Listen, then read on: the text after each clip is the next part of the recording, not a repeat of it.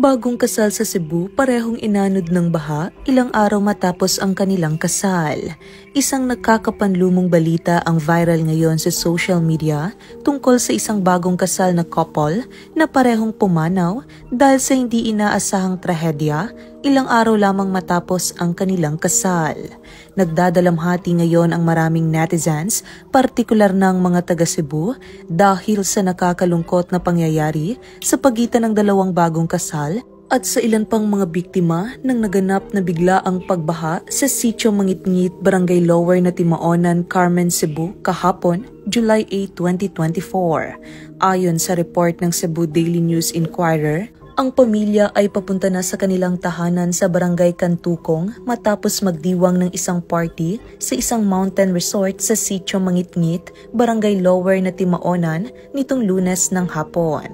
Kabuang 17 passengers ang sumakay sa sasakyan, isang Isuzu D-Max na pick-up na idinisenyo lamang para sa 5 pasahero kasama na ang driver. Nasa hindi bababa sa 10 sa kanila ang umupo sa cargo box ng pickup truck ayon sa investigasyon.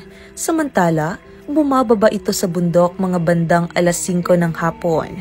Inulat na sinubukan ng pickup truck na tumawid sa isang spillway sa Barangay Cantumog nang biglang tamaan ng malakas na baha mula sa ilog. Bilang resulta, karamihan sa mga pasahero ay inanod ng matinding agos. Ang mga nasa loob ng pickup truck ay nakaligtas sa pagbawi sa pamamagitan ng pagbasag ng mga bintana at pag-akyat sa isang malapit na bato. 6 sa 17 pasahero ang kumpirmadong patay. Samantala, ilan nga sa mga biktima ay ang newlywed na sina Elmer at Riza May na ikinasal lamang noong July 6, ilang araw ang nakalipas nang maganap ang trahedya.